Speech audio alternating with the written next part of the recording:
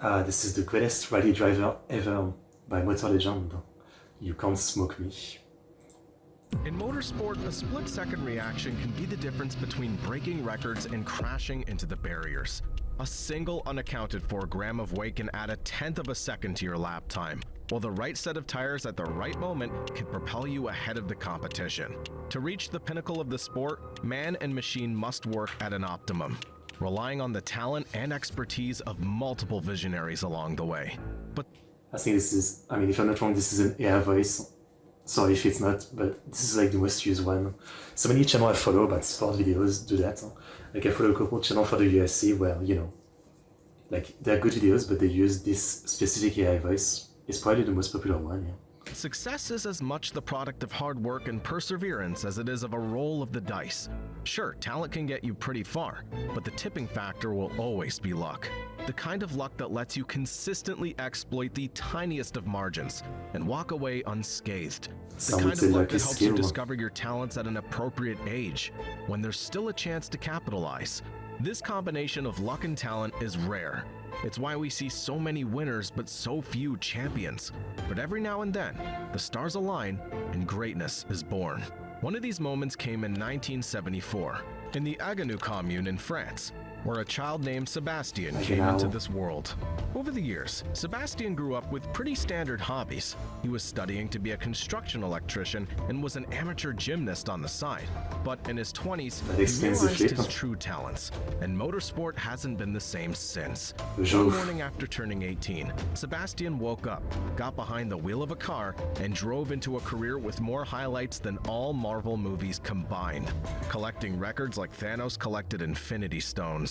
Then, at an age when most drivers call it quits and make way for the next generation, he stuck around, finishing a few additional side quests for fun, and showing the world what happens when a gifted individual makes the right moves at the right time.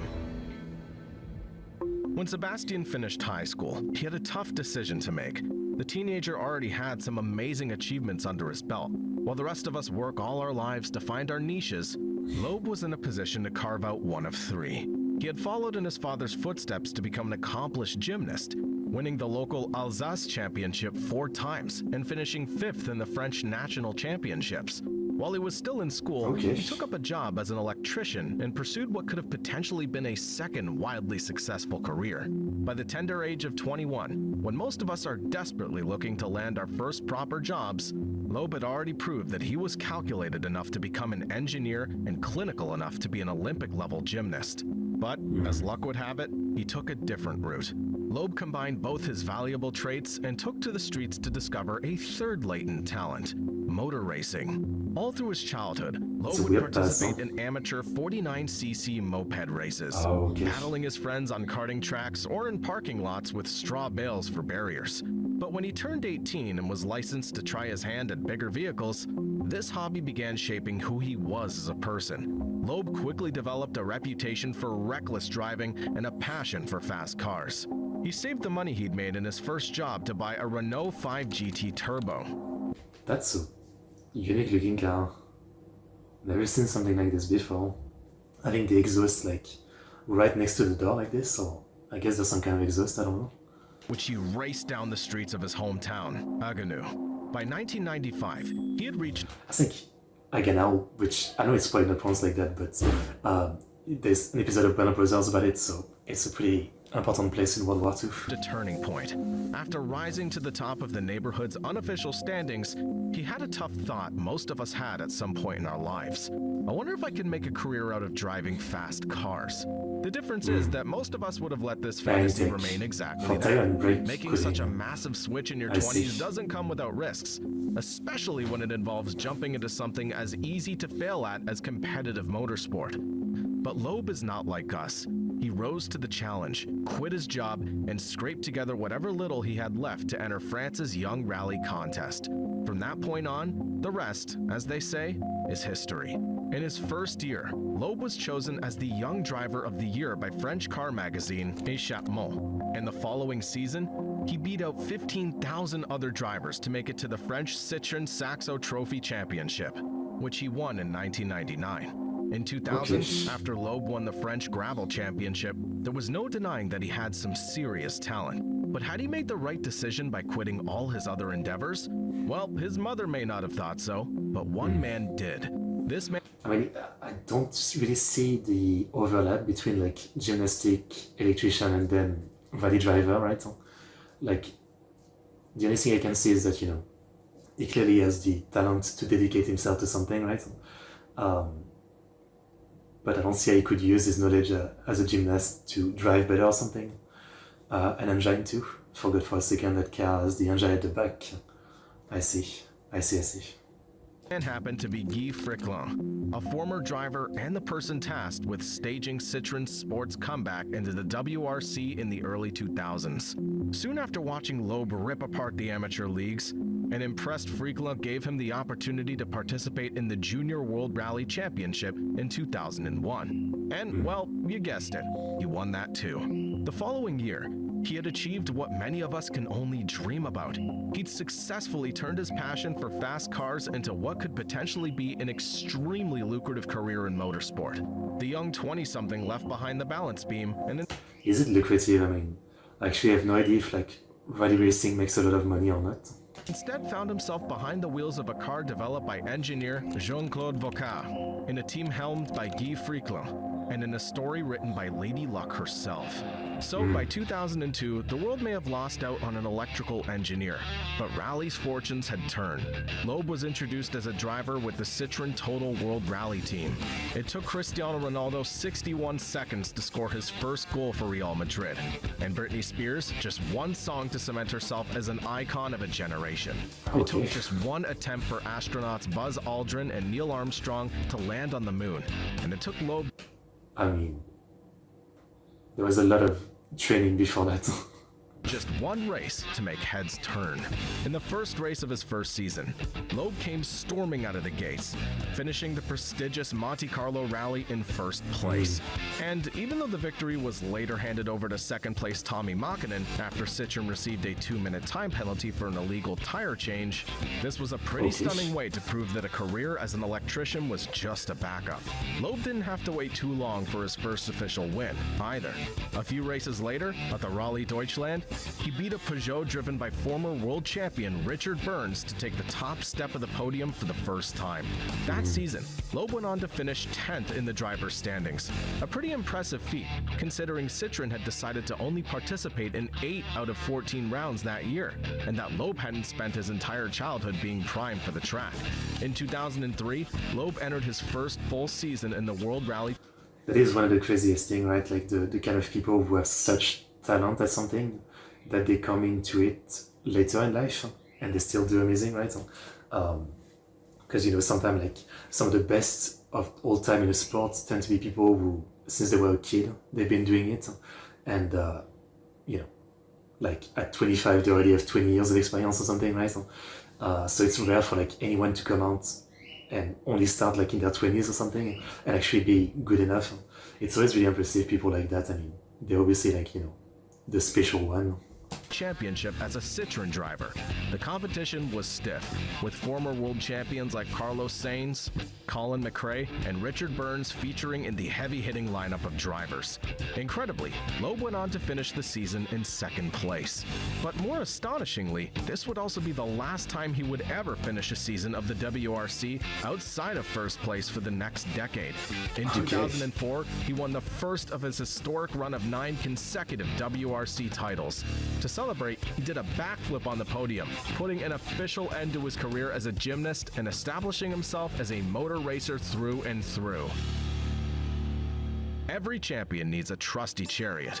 Michael Schumacher had his Ferrari, and Dale Earnhardt had his Chevrolet. Tom Christensen had his Audi, and Sébastien Loeb had Citroën. While books can be written about the man's talent and decisiveness on track, it's impossible to ignore... Actually, see, like, I said like Citroën, let's go earlier, but I don't actually think I've ever driven one. Yeah, I've only driven Peugeot actually. Citroen's contribution to this utter dominance. Over the years, the manufacturer's talented team of engineers and designers developed a lineup of masterpieces, each in a league of its own, and worthy of its own independent video. The first of these noble steeds was the Citroen Zara WRC, a car that Loeb successfully piloted to claim his first 3 World Rally Championships in 2004, 2005, and 2006. Now, creating a car that wins a hat trick of drivers' titles will always be pretty impressive, but the Citroen Zara WRC wasn't just going up against some low-budget offerings. Instead, this three-peat came during a period when Rally was undergoing a technological renaissance of sorts. The lineup that year featured cars like the Ford Focus, Mitsubishi Lancer, Hyundai Accent, and Peugeot 206. So there was no doubt that the Zara WRC was a machine calibrated to match Loeb's talent, and coincidentally, one of the most dominant rally cars ever made. It won a total of 32 races at the World Rally Championship, 28 of which were at the hands of Sébastien Loeb. But as it turns out, the Zara WRC was just a teaser of what was to come. In 2007, Citroen put Loeb behind the wheels of the C4 WRC and showed the world what happens when the perfect driver meets the perfect car. Now, let's get one thing clear. This car had as much in common with the road-going C4 hatchback as a Land Rover has with the Mars Rover. This wasn't a car you'd use to buy groceries on the weekend. The beefed-up beast was one of the most mechanically sound and quickest cars to have ever graced motorsport. The C4 WRC put down 320 horsepower courtesy of its 4-cylinder turbocharged engine. Its interiors were far less comfortable than its road-going version, as you would expect, but its performance was miles ahead. Citroen had introduced an advanced, highly adaptable suspension system that allowed the team to fine-tune the car and appropriately adjust the handling for a range of surfaces. In addition to this, the C4 was also given a state-of-the-art electronic management system which ensured the C4's engine, traction control, and differential settings were all optimized. All of these ingredients created the beef bourguignon of... I'm actually surprised they relied on electronic control for a lot of things, especially like in the mid-2000s. I mean, with how intense and shock-heavy rally racing is, you would think that like it would be more prone to fail with electronic control of different aspects. WRC cars. I'm always like critical of any electronic control in car because you guys know my story from before, right? The one time I had like a car where I needed to change the brake on my on the wheels, right? And you know, the boss at my job said he could do it because he used to be a mechanic. So I bought them online, and then when he tried to do it, he couldn't because the car had like some electronic system that would prevent him from doing it. And you could only do it at an actual garage. And that was a whole mess, that situation. So I'm always like really annoyed with electronic system like that. Left you wanting more every time. The Citroen team, including Loeb, were able to modify the C4 for each stage to maximize the chance of a race win. And boy, did that work. The C4 won 36 out of 56 races it entered, giving it an impressive 64% win rate, and this included a 100% win rate on asphalt, putting it in the same league as legendary vehicles like the Audi Quattro and Subaru Impreza. Moreover, the car was reliable. Now, I can already see the confusion on your face, and I know what you're thinking. Citroen, reliable? But this WRC version was a different animal. It was so dependable that during the 2010 series, it scored points in every single event of the year. This is an extremely rare feat, one that motorsport engineers and top drivers dream of achieving all through their careers. In the 4 years that it ran, the C4 doubled up as both the metaphorical tortoise and hare, winning a staggering 4 drivers and 3 constructors titles. Then, after the 2010 season, when the C4 was retired, Citroen produced yet another potential entrant in any motorsport magazine's list of the most successful rally cars. It created the DS3 WRC, which the capable Loeb used to win the last of his 2 back-to-back titles and officially cap off a run that saw him win a shocking 9 consecutive seasons. But despite both the DS3 WRC and the Zara WRC achieving what very few other machines in the world... When looking at the different design, it really makes you think like the amount of logic and calculation that probably go into it, right? This one looks like, I don't know, like 50 centimeters shorter or something. And, you know, I'm sure that changed a lot of like the handling and the physics of everything. It's really interesting to see the completely different like body lengths and design, and trying to think of like how it works better or worse, I guess. Can, the car most associated with Sébastien Loeb will forever be the C4. As Jean-Marc Gales, a member of the managing board of PSA Peugeot Citroën, put it, Jean-Marc Gales. Yeah. Yeah, he's not really good at reading French. Sébastien Loeb and Citroën are like Paris and the Eiffel Tower. They belong together. Over in Formula One, as reigning champion Max Verstappen continues to win race after race by pretty significant margins, there's a refrain we're hearing a lot more in the news media. Dominance is bad for motorsport. And if that statement... But it's bad for any sport. I mean, it's something that people will always say about any sport, right? In sumo, for like almost 15 years, there was Akuo, right? The greatest yokozuna of all time. And people literally got bored because it was literally so good that sometimes you went like, like so many tournaments winning that, there was less storyline because, you always know he's going to win, more or less. It's the same thing in many sports, yeah. Like dominance is cool for like the record book, but it becomes less interesting to watch in a sense because, there's not enough story, right? Especially when it lasts like a decade or something. Yeah. Holds true for Verstappen, who is only on his way to his 4th consecutive championship, then what Sébastien Loeb pulled off was nothing short of devastating for the sport. Loeb won his 9 drivers' titles between 2004 and 2012, eclipsing achievements like Tom Christensen's 4 Le Mans wins on the trot and Giacomo Agostini's 58 straight wins in MotoGP. When this video was made, Loeb had won a total of 80 rally events, many of which came during this era and courtesy of the partnership with Citroën. But it wasn't just the fact that he was winning that propelled him to world fame, it was the way he was doing it. For many races, it almost seemed like he could have stepped out of his car, somersaulted across the finish line, and still taken the top step of the podium. He proved this during the 2005 Monte Carlo race, when he stalled and spun his Zara, but still won by a significant margin. Loeb's career is littered with similar headline-grabbing achievements. In 2007, he showed up to Monaco while still recovering from an arm injury that he sustained in a mountain bike accident a few months prior. Despite not having been in a rally car for 4 months and being put in the then brand new C4, he led every stage of the race from start to finish. Then in 2010, he even gave his home fans more to cheer about when he clinched his 7th consecutive title in his hometown of Haguenau, Alsace. Not that there was much suspense involved that season, considering he won the driver's title with a record 105 points over his closest competitor, Jari-Matti Latvala. Time and time again, Loeb and Citroën proved to be unstoppable, with many championships during the 9-year run decided long before the last few races had even begun. In this period, Loeb became the first driver to win 6 consecutive rallies and then the first to win 7 in a season, breaking his own previous record. He also became the first driver to win every stage of a WRC rally and the first to win 8 victories at the same event in a year. Then, in his last full season at the WRC... He really has like all the records, I guess. Or like a lot of them. I mean, despite what I was saying earlier, like, I don't think it's a bad thing, right? Like, there shouldn't be any rules or anything against someone dominating. Like, there should just be someone else good enough to challenge them, right? So while, it is a matter of fact that in sports, sometimes like domination by a single ultimate sportsman can become a bit boring, it's still like, like there's nothing to do about it. It's still a sport and not entertainment, right? Like, you can't change what happens outside of like someone else being good enough to challenge them. That's really what it is. Yeah. 2012, he won 10 out of 13 events, becoming the first ever driver to pull off 10 wins in a single season. The Loeb and Citroën partnership was a dream come true. If your dreams involve looking at the same faces on the podium time and time again. Like a King Midas of motorsport, everything Loeb touched was gold.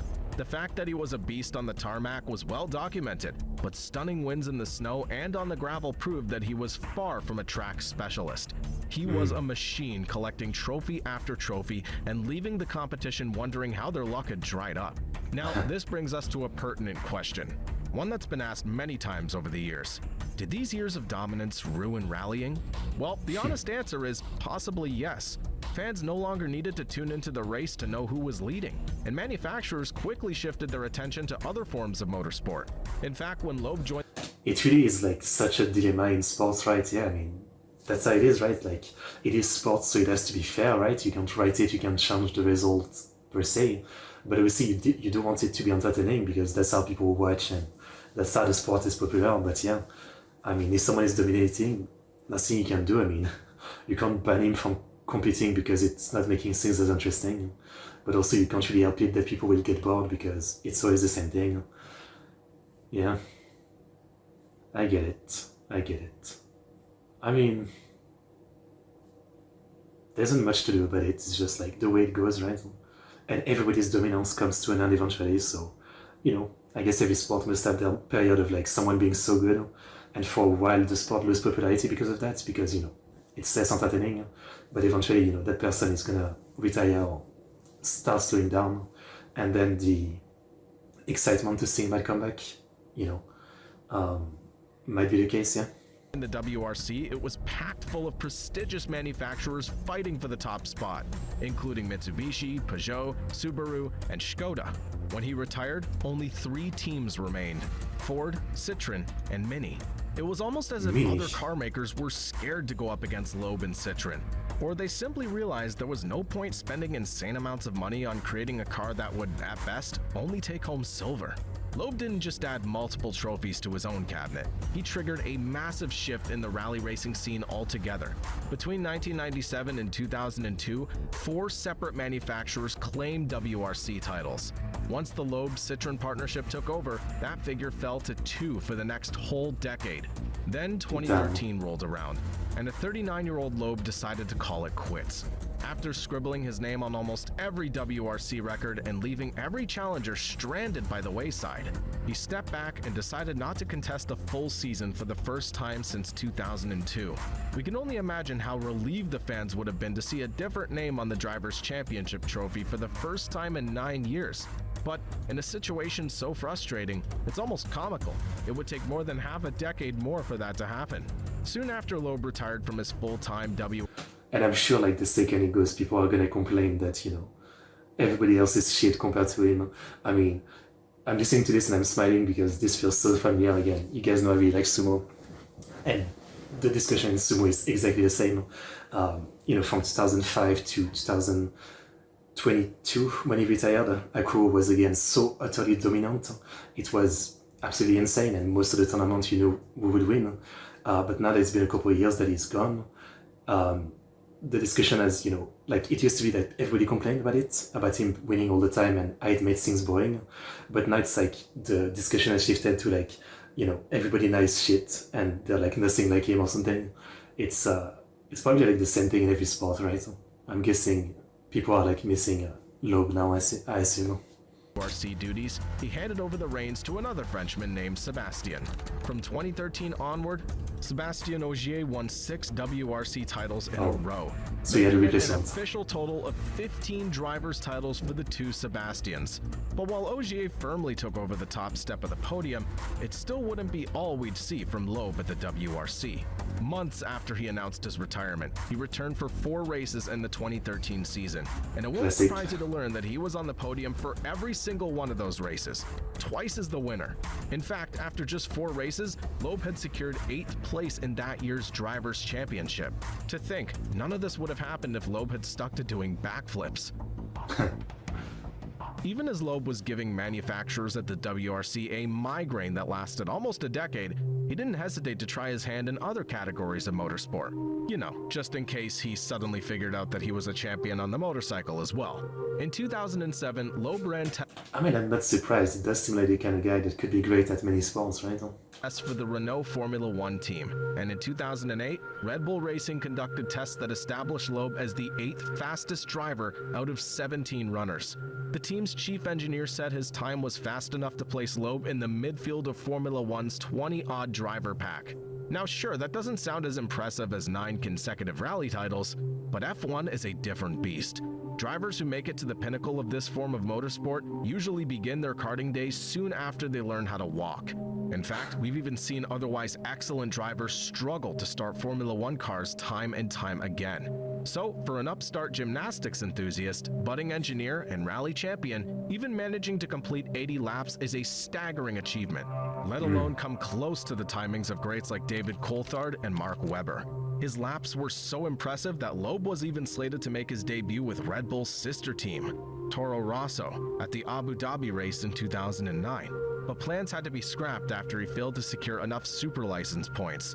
So Loeb left Formula One to the Sebastian Vettels and Sebastian Buemis and conquered other forms of motorsport. In 2005, Loeb entered his first 24 hours of Le Mans as the Pescarolo Sports number 17 entry.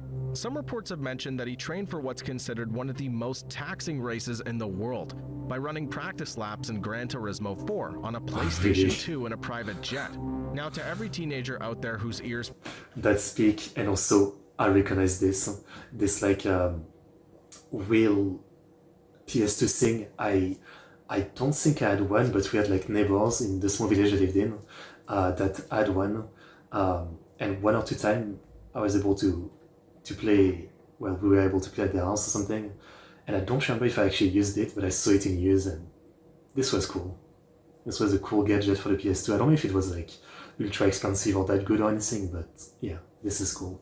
Pricked up after hearing that statement. It gets even better. His virtual practice runs enabled him to finish the following year's Le Mans in second place between the two diesel Audi R10s. By 2006, Sébastien Loeb was practically playing Gran Turismo in easy mode in real life.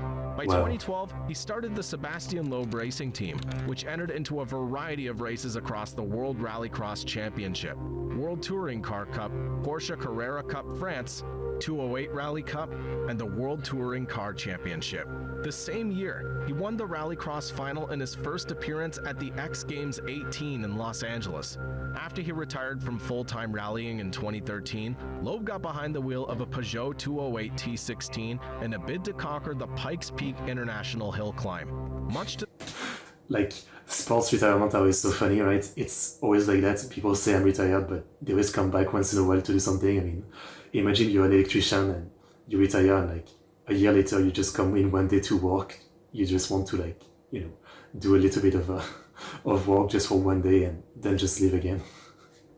It's such a thing in sports, right? To the surprise of absolutely no one, he shattered the record held by Rhys Millen by over a minute on his first try. The same year, he finished 4th overall in the FIA GT Series with Loeb Racing, and by 2015, he had completed 2 seasons of the World Touring Car Championship, where he won 6 races. In 2022, he added another feather to his cap, becoming the oldest driver to lead and win a WRC rally event in Monaco. His co-driver, Isabelle Galmiche, on her part, became the first woman co-driver to win an event since 1997. Now, this is a lot of records and appearances to keep up with, and you'll be forgiven for zoning out midway through that list. But that's the thing with Sébastien Loeb. It's absolutely impossible to talk about his career without eventually turning the conversation into a Wikipedia entry of motorsport accomplishments. The most insane bit here is that we haven't even mentioned every one of Loeb's achievements yet. We'll save that one for a Netflix original spanning 6 seasons.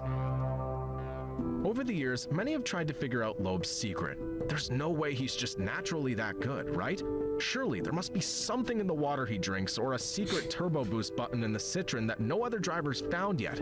But almost everyone who's investigated this theory has come to the same conclusion. It all boils down to pure talent. Loeb... I mean, there's people like that. It's the same, you know? I think there's always people like that in different sports, like someone who, you know, obviously a ton of hard work, but you can't deny that they have something utterly special as a human being, and so talent, you know.